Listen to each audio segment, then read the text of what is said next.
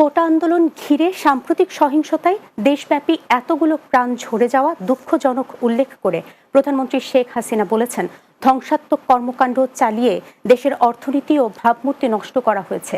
সব তদন্ত করে জড়িতদের বিচার করা হবে। সহিংসতার সুষ্ঠু তদন্তে জাতিসংঘ সহ বিভিন্ন আন্তর্জাতিক সংস্থার সহযোগিতা চেয়েছেন সরকার প্রধান। বুধবার বঙ্গবন্ধু আন্তর্জাতিক সম্মেলন কেন্দ্রে জাতীয় মৎস্য সপ্তাহের উদ্বোধনী অনুষ্ঠানে এসব কথা বলেন প্রধানমন্ত্রী। বিস্তারিত বুলবুল আহমেদের প্রতিবেদনে। সকালে রাজধানীর বঙ্গবন্ধু আন্তর্জাতিক সম্মেলন কেন্দ্রে জাতীয় মৎস্য সপ্তাহের উদ্বোধনী অনুষ্ঠানে যোগ দেন প্রধানমন্ত্রী শেখ হাসিনা। অনুষ্ঠানের শুরুতেই মৎস্য খাতে উল্লেখযোগ্য অবদানের স্বীকৃতি হিসেবে ২২ ব্যক্তি ও প্রতিষ্ঠানকে জাতীয় মৎস্য পদক তুলে দেন প্রধানমন্ত্রী।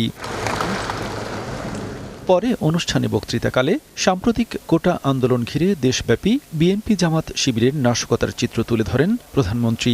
বলেন, দেশকে অর্থনৈতিকভাবে পঙ্গু করতে ও বিশ্বের কাছে ভাবমূর্তি ক্ষুণ্ণ করতেই এসব ধ্বংসযজ্ঞ চালানো হয়েছে। আন্দোলনের নামে এই ধ্বংসাত্মক কার্যকলাপগুলি দেশের অর্জনকে নষ্ট করা,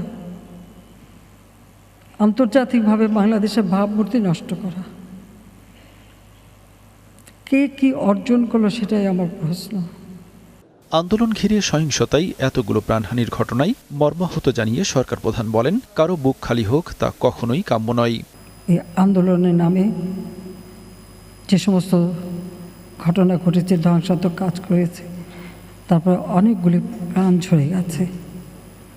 আমি কোনোদিন ভাবতে পারিনি যে এই সময় এই ধরনের একটা অবস্থার সৃষ্টি হবে আর সেখানে এতগুলি তাজা প্রাণ যাবে। কারণ স্বজন হারা বেদনা নিয়ে আমি বেঁচে আছি। আমি জানি একজন আপনজন হারালে কি কষ্ট হয়।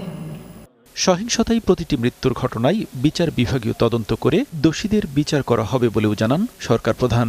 আমরা জুডিশিয়াল কমিটি গঠন করে দিয়েছি, কারণ দাবির অপেক্ষা আমি রাখিনি।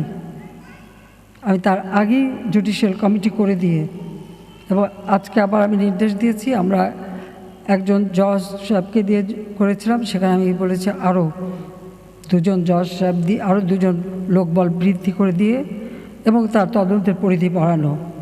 এ সময় তদন্তের বিষয়ে জাতিসংঘ সহ আন্তর্জাতিক সংস্থার সহযোগিতা কামনা করেন প্রধানমন্ত্রী শেখ হাসিনা।